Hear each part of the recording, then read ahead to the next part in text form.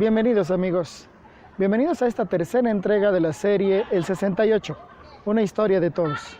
En esta ocasión hablaremos del tema o el capítulo francés, el Mayo francés, el movimiento estudiantil en Francia que derivó en un fenómeno social mucho más complejo que en las otras experiencias de esos años. Para entender el 68 francés hay que partir indudablemente de su contexto. Un contexto complejo ya a finales de la década de los 50 y a principios de los 60. Este contexto en donde económicamente Francia ya presentaba una crisis. Sin duda alguna que la economía había crecido después de la recuperación de la segunda posguerra. Sin embargo, los signos de deterioro, de desaceleración de la economía ya se presentaba. Incluso el gran signo del desempleo, el gran signo de cierre de empresas ya se daban a inicios de la década de los 60. Quizás por esto, o evidentemente por esto, se dio una consecuencia social que fueron las huelgas obreras de 1963, 1964 y 1967. Huelgas que ya ponían en un ánimo radical a la base obrera, más allá de las intenciones de las dirigencias sindicales y por supuesto del gobierno y de la derecha francesas. Políticamente, el régimen establecido en ese momento y que dominaba la figura del general Charles de Gaulle, presidente en Francia desde 1959, era un régimen ya anquilosado, que ya presentaba lentitudes en sus respuestas hacia la sociedad. Particularmente el general Charles de Gaulle y sus fuerzas derechistas electoralmente venían perdiendo espacios, mientras que el Partido Socialista y el Partido Comunista, que tenían una vida legal y electoral en Francia, empezaban a conseguir más espacios que antes, lo cual tenía un efecto inmediato. La ultraderecha se radicalizaba en Francia. Este era el contexto en donde viene incubándose el 68 francés, en donde particularmente el movimiento estudiantil va a tener una presencia. Precisamente el estudiantado venía ya con una dinámica organizativa y de politización, particularmente grupos de izquierda que están presentes en el movimiento estudiantil o en el sector estudiantil, grupos como el Comité Antifascista o el Frente Universitario Anticolonialista. Estas organizaciones, sin duda alguna que tenían una presencia junto con grupos que provenían de la militancia universitaria en partidos como el Partido Comunista o el Partido Socialista, además de otros grupos aún más radicales de corte anarquista o incluso simpatizantes del maoísmo y de la Revolución Cubana. Todos estos grupos, toda esta pléyade de grupos militantes de izquierda que nutrían la vida política de las universidades, que alimentaban el discurso radical y de oposición, pero también que hacían circular las mentes y los debates de estos jóvenes que a principios de los 60 están observando una sociedad complicada, una sociedad compleja y que evidentemente no les agradaba mucho. El ámbito universitario estaba al mismo tiempo imbuido en un amplio debate de ideas, con obras como La Revolución Sexual de Wilhelm Reich o El Hombre Unidimensional de Herbert Marcuse, además de las obras de Raoul Vaneigem, que tomó a la juventud como un tema central en los cambios de la época, o los trabajos de Pierre Bourdieu o Jean-Claude Passeron, que hacían una severa crítica al sistema educativo francés y sus mecanismos de reproducción social, que según los autores, permitían a las élites conservar su poder al paso de las generaciones. Este ambiente se complementaba con la influencia de Louis Althusser, que desde la Escuela Normal Superior difundía el pensamiento marxista ante una nueva generación. El ambiente estaba entonces muy dispuesto para cualquier cosa, y la joven generación de los años 60 en Francia estaba dispuesta precisamente a actuar. Particularmente en 1967, el contexto universitario es febril en debates y discusiones, particularmente en universidades como Nanterre, Rennes, Nantes, Estrasburgo y Lyon. En estas universidades se discutía prácticamente de todo, de la situación política, de la situación de las universidades, del sistema educativo, pero particularmente los debates se centraron en un tema, el Plan Fouché. El Plan Fouché de Christian Fouché, ministro de Educación, que pretendía perfilar toda la educación superior e incluso básica, hacia las necesidades de las grandes empresas privadas de Francia, que dominaban sin duda la producción de bienes en este país y que sin duda eran los dueños de la economía de este país. Los jóvenes criticaban esta orientación hacia el sector empresarial, hacia los intereses de la burguesía y, por supuesto, en medio de todo esto, reclamaban las libertades de expresión y tránsito necesarias precisamente para hacer valer su dicho y sus necesidades.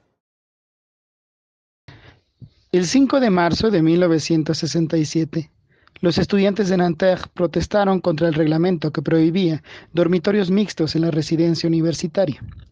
Luego vendría la huelga de noviembre de ese año, con la que los estudiantes de Nanterre demandaron la revisión del sistema de equivalencias, un cupo máximo de 25 estudiantes por grupo, oposición al control administrativo de la asistencia escolar, reivindicaciones materiales relativas a la biblioteca y la piscina del gimnasio de la escuela, entre otras exigencias. Sin embargo, los debates sucedidos en 1967 fueron apenas los antecedentes, fueron apenas la base de donde fermentaría el movimiento estudiantil del siguiente año. 1968, o el movimiento del 68 en Francia, inicia el 8 de enero. El 8 de enero, en la Universidad de Nanterre, una extensión de la Sorbonne, es visitada por el ministro de Juventud y Deporte, François Missoff. François Missoff en ese momento era un tanto famoso entre los jóvenes por la publicación de su famoso libro blanco, en donde hablaba de la situación de la juventud, pero indudablemente desde una visión sumamente conservadora. Durante la inauguración de una nueva alberca dentro del Deportivo de la Universidad de Nanterre, el joven Daniel Cohn-Bendit, del cual hablaremos más adelante, increpa al ministro, diciéndole que su libro precisamente no visualiza de manera correcta a los jóvenes, mucho menos en sus necesidades, tanto de expresión, de tránsito y particularmente en sus necesidades de expresión sexual. De hecho, Daniel Cohn-Bendit va a increpar al ministro, reclamándole que tanto en la Universidad de Nanterre como en todas las universidades debería haber libertad de tránsito hacia los dormitorios, que estos dormitorios ya no fueran separados entre hombres y mujeres, sino mixtos, precisamente considerando y respetando el derecho a la libertad sexual de los jóvenes. El ministro se equivocó. El ministro trató de contestar y al final amenaza a Daniel Cohn-Bendit con la expulsión del país. Este incidente, que pareciera un tanto cómico y un tanto divertido, es el inicio del 68 francés. Para los meses de enero y febrero, las cosas se complicaron con enfrentamientos entre estudiantes y la policía en varias universidades del país, especialmente en Nanterre. Las manifestaciones y las demandas de los jóvenes apuntaban para este momento hacia la libertad de expresión y de tránsito. Para marzo, asumían el reclamo de una reforma educativa general para el país. Las cosas en Nanterre, de hecho, subieron de tono el día 29 de enero, cuando el decano de la universidad, Pierre Rapin, solicitó la presencia de la policía para contener las protestas estudiantiles, pero los universitarios se impusieron a los policías a punta de bancazos y pedradas. Las cosas se complicaron para el día 21 de marzo, pues ese día Javier Langlade y miembros del Comité Nacional por Vietnam, una organización muy activa en el contexto político, estudiantil y universitario de ese entonces, son detenidos. La razón, su incursión de protesta en las oficinas de American Express para protestar precisamente por la incursión de Estados Unidos en Vietnam. Este arresto del Comité Nacional Vietnam y de Langlade va a provocar las protestas airadas al día siguiente de los estudiantes de Nanterre. El 22 de marzo, 150 estudiantes se manifestaron en Nanterre por la liberación de Langlade y sus compañeros, también contra el Plan Fouché y por la libertad de tránsito en la universidad. Para ello, entraron y se manifestaron en la residencia universitaria reservada para mujeres. En esta misma oportunidad, los estudiantes firmaron un manifiesto en que mezclaron demandas educativas con exigencias políticas radicales. Además, los estudiantes convocaron a debates públicos sobre la situación de la universidad, la educación y la política nacional, creando para ello el Centro de Estudios e Investigación Política y Social, CREPS, por sus siglas en francés. La protesta del 22 de marzo fue desalojada por la policía de manera sumamente violenta. 29 de los estudiantes que ahí protagonizaron los hechos fueron inscritos en una lista negra por las autoridades de la universidad. Precisamente el 28 de marzo, el decano Rapin va a suspender las clases en una clara intención de boicotear los debates que los estudiantes habían anunciado. Sin embargo, los universitarios se hicieron de los espacios abiertos de la universidad para impulsar estos debates y que no se detuviera el movimiento, ni la crítica, ni el análisis de la realidad que en ese momento era totalmente acuciante para ellos. La protesta de Nanterre dio nacimiento al movimiento 22 de marzo, que eventualmente encabezaron Daniel Cohn-Bendit por Nanterre y Serge July por la Sorbonne. Este movimiento fue una expresión militante que surgió de la base estudiantil para impulsar las demandas educativas y políticas del movimiento que iniciaba y que llegó a sustituir a las organizaciones tradicionales de la izquierda universitaria y estudiantil, en particular la Unión Nacional de Estudiantes de Francia, la UNEF, o la Unión de Estudiantes Comunistas. El movimiento 22 de marzo fue entonces el alma del 68 en Francia. Pero hablemos un poco de Daniel Cohn-Bendit, un joven nacido en 1945 en la ciudad de Montbard, al sur de Francia.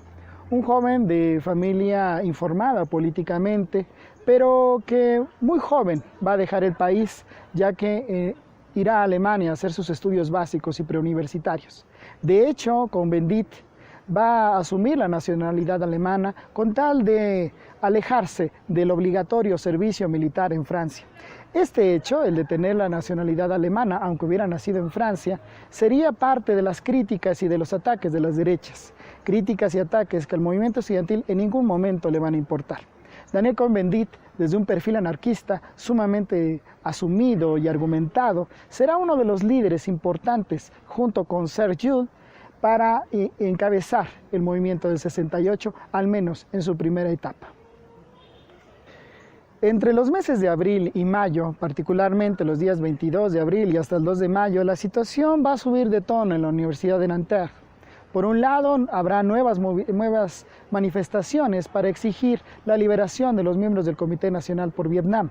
Asimismo, el día 27 de abril, Cohn-Bendit será arrestado por primera vez. Y el 2 de mayo, jóvenes de grupos de izquierda y del movimiento estudiantil se enfrentarán a grupos de ultraderecha, también estudiantes de distintas universidades. La Universidad de Nanterre entonces se convertía en un espacio de combates ideológicos, de combates políticos, pero también físicos, en donde se estaba decidiendo el futuro del movimiento. Para este punto, las cosas superaron a Nanterre y los estudiantes decidieron trasladar el movimiento a la Sorbonne. De este modo, el 3 de mayo, los jóvenes de Nanterre llegaron a la Sorbonne, donde las cosas estaban igualmente en agitación, pues los estudiantes preparaban una manifestación por el cierre de su casa de estudios el día anterior, a lo que sumaban el apoyo a Daniel Cohn-Bendit y al resto de los llamados 8 de Nanterre, que eran amenazados en ese momento con la expulsión por los acontecimientos del 22 de marzo. Grupos estudiantiles de derecha, principalmente el Grupo Occidente, amenazaron con enfrentar a los estudiantes reunidos en la Sorbonne, quienes se negaron a abandonar el recinto. Para esto, autoridades de la universidad solicitaron a la policía el desalojo de las instalaciones de la escuela para evitar enfrentamientos. Sin embargo, estos enfrentamientos nunca se dieron. Aún así, la policía hizo cerca de 400 arrestos estos primeros días. Ahí, los estudiantes por primera vez van a responder con las barricadas del barrio latino. Los primeros enfrentamientos que se dieron durante la noche de ese día y durante el 4 de mayo provocaron más de 100 heridos y 596 detenidos por parte de la policía.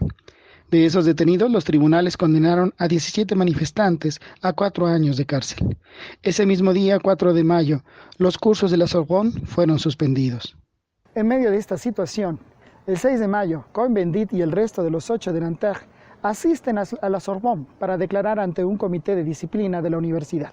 Al salir, los jóvenes y los estudiantes, la masa universitaria está de nueva cuenta reunida en la Sorbonne y particularmente en el barrio latino. Una nueva manifestación se está realizando. Ante esto, de nueva cuenta, la policía arremete contra los jóvenes. 422 detenciones son las que se van a realizar este día. De nueva cuenta, los jóvenes van a responder con barricadas en el barrio latino. Para el 7 de mayo se hizo emblemática la manifestación de 30.000 estudiantes en París, entonando la Marsellesa frente a la tumba del soldado desconocido. Para el 9 de mayo, el ministro de Educación prohibió la reapertura de las facultades como única respuesta oficial ante los sucesos. Sin embargo, ya para el 10 de mayo se registró una nueva noche de disturbios en el barrio latino, la llamada Noche de las Barricadas. La policía asaltó entonces 60 barricadas. El resultado fue de 367 hospitalizados, 251 de ellos policías, otros 720 heridos menores y 468 detenidos. Se dieron además incendios de 60 autos y otros 188 con daños. Para este momento, y después de la Noche de las Barricadas, las negociaciones entre el rectorado de la Sorbonne y los estudiantes se han complicado. Los estudiantes mantienen sus demandas y las autoridades no ceden. Igualmente, las autoridades policiales y del gobierno no aceptan en dejar salir a los detenidos realizados hasta este momento, ya sea en la represión de las barricadas, ya sea del Comité Nacional Vietnam o de todos los arrestados hasta ese momento en Antag. La situación se complica. Los enfrentamientos se siguen dando, los jóvenes siguen construyendo barricadas en el barrio latino y la policía sigue tratando de disolver las mismas barricadas y de arrestar a los jóvenes. Ante esta situación y en los primeros días de enfrentamientos, la Unión Nacional de Estudiantes y el Sindicato de Profesores llamaron a una huelga que fue respondida por las centrales sindicales, principalmente la Central General de Trabajadores, la CGT. La CGT y otras centrales obreras convocaron a una huelga general para el día 13 de mayo. La situación entonces se estaba complicando, ya no solo desde el sector universitario y educativo, sino más allá y afectando a todo el país. El primer ministro, Georges Pompidou, a pesar de que anunció la reapertura de la Sorbonne, eso no evitó que las cosas siguieran en marcha hacia la huelga general. El inicio de la huelga general sacó a cientos de miles de estudiantes y trabajadores a las calles de París. Ante esto, apenas el día 14, la Asamblea Nacional comenzó a discutir la crisis universitaria y los enfrentamientos en el barrio latino, mientras que el presidente Charles de Gaulle decidió no suspender su viaje a Rumanía. Para los días 15 y 16 de mayo, la huelga se extendió por todo el país, dándose sucesos como la ocupación del Teatro Odeón por 2.500 estudiantes, en tanto que la fábrica Renault, en Cleón, fue finalmente ocupada por los trabajadores. Además, los periódicos dejaron de circular por toda Francia.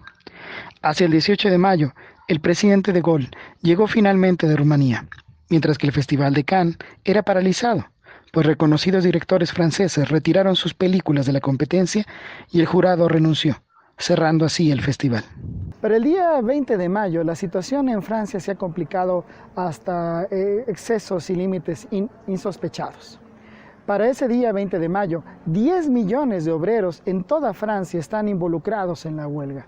Prácticamente el país está paralizado y el Estado, el gobierno, está sin una salida política con la cual poder resolver la situación, ya sea en las universidades o de frente a la clase obrera de Francia. Para el día 22 y hasta el 24 de mayo, la situación parecía que iba a mejorar.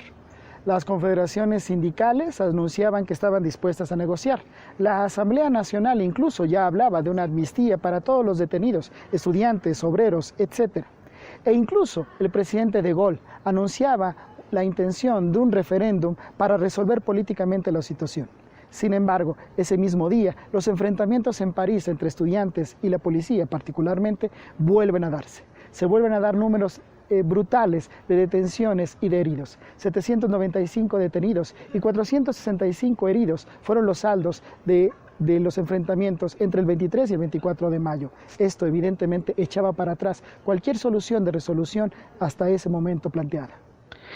Para este punto, el primer ministro Georges Pompidou se vio obligado a negociar con todo el mundo, por lo que el día 27 se pudo alcanzar un acuerdo entre los sindicatos, las asociaciones de empresarios y el gobierno.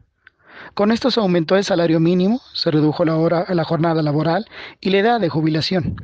Sin embargo, la situación no era sencilla, pues los trabajadores de Renault y otras grandes empresas se negaron a volver al trabajo. Además, cerca de 30.000 estudiantes y trabajadores marcharon de Gobelin al estadio Charléty, donde se celebró un amplio mitin. Si bien para el día 28 el primer ministro Georges Pompidou había anunciado la dimisión del ministro de Educación y con ello pretender una pequeña resolución de las cosas para el asunto universitario, aún así la huelga se mantenía, aún así la tensión en las universidades se sostenía y parecía no haber una salida pronta y clara a la situación que vivía el país. El gobierno del presidente de Gaulle pretendió actuar de una manera mucho más decidida, pero al mismo tiempo amenazante. Después de cancelar el día 29 de mayo su reunión con el gabinete, el presidente de Gaulle se traslada misteriosamente a las instalaciones del ejército francés en Baden-Württemberg, una sede del ejército francés que había sobrevivido a los años de posguerra. Aquí la situación se complica, porque evidentemente el presidente de Gaulle está previendo cualquier escenario, entre ellos el enfrentamiento directo frente a la población francesa o incluso las intenciones de una sublevación popular. Es claro que el presidente de Gaulle está considerando las salidas quizás democráticas, pero fundamentalmente las salidas represivas. Este hecho era por demás significativo si consideramos que ese mismo día 29 la CGT había convocado a una manifestación en París, misma en la que participaron cientos de miles de personas, entre obreros, estudiantes, maestros y ciudadanos en general. Las masas estaban en un punto álgido de su lucha, aunque con una ausencia de dirección política, pues ni los sindicatos y mucho menos los partidos de izquierda supieron aprovechar el momento histórico. Ante este escenario, la respuesta oficial fue determinante. El presidente de Gaulle anunció la disolución de la Asamblea Nacional y con ello la convocatoria a nuevas elecciones. La situación política, pues, era tomada directamente por el gobierno y llevada a una situación mucho más estable para sus intereses. Al mismo tiempo, el primer ministro Pompidou anunciaba que ningún acto de protesta o de manifestación sería soportado y sería tolerado si transgredía el orden establecido del país. Posteriormente, y para consolidar el momento político a favor del gobierno, el presidente de Gaulle anunció el 12 de junio que ningún grupo de extrema izquierda, como lo consideraba el gobierno, sería tolerado. Asimismo, se cancelaba todo derecho a manifestación durante los próximos 18 meses. De esta forma, de Gaulle cerraba la pinza para el control político del país. De este modo, las elecciones legislativas, lo que sería la cuarta legislatura de la Quinta República, se realizaron en rondas del 23 y del 30 de junio. En la primera ronda, la Federación de Partidos de Izquierda y los comunistas perdieron terreno. Para la segunda vuelta, los partidos de derecha, Unión de Demócratas por la República, de Gaulle, obtuvieron una abrumadora mayoría. De este modo, el 10 de julio de 1968, Georges Pompidou renunció y Maurice Decoux se convirtió en primer ministro. Ante estos resultados, era muy claro que las izquierdas políticas habían perdido legitimidad ante las masas populares, lo que permitió que la derecha se consolidara en el poder y recuperara la situación política en su totalidad. Para abril de 1969, el presidente de Gaulle va por más legitimidad y solicita al pueblo francés una consulta, si él debía o no seguir como presidente. La consulta del 27 de abril fue incluso entonces sorpresiva, ya que casi 11 millones de franceses votaron porque siguiera el presidente de Gaulle a cargo del Estado francés. Sin embargo, poco más de 12 millones de franceses dijeron que no. De Gaulle tuvo que renunciar a la presidencia y eso abrió el paso a Georges Pompidou como nuevo presidente de Francia. Aún así, el régimen político se mantenía vigente y la situación, de todos modos, estaba a favor del Estado, del gobierno y de las derechas de Francia. Si bien el movimiento estudiantil de Francia fue complejo y esto abrió a una coyuntura en donde las masas populares adquirieron un carácter mucho más determinante frente a la realidad de su país, entendemos claramente que esta realidad no cambió. Sin duda alguna que las masas populares, las masas estudiantiles, pusieron todo de sí, pero la izquierda política, el Partido Comunista Francés o el Partido Socialista, no fueron capaces de darle una orientación a esta masa popular que reclamaba cambios más allá de las reformas, incluso cambios revolucionarios. Ante esta ausencia de dirección, la derecha francesa o las derechas francesas fueron capaces de ir mediatizando, neutralizando y orientando la situación política a mantener el status quo. Sin embargo, aunque así terminaran las cosas para el Mayo francés, y para el movimiento estudiantil en 1968 en Francia, esto no deja de darnos lecciones. El movimiento estudiantil de 1968 en Francia nos deja enormes lecciones, las cuales hoy son necesarios reaprender, sujetar a nuestra conciencia y llevarlas como inspiración de nuestras acciones. Hasta aquí el episodio francés y nos vemos la próxima.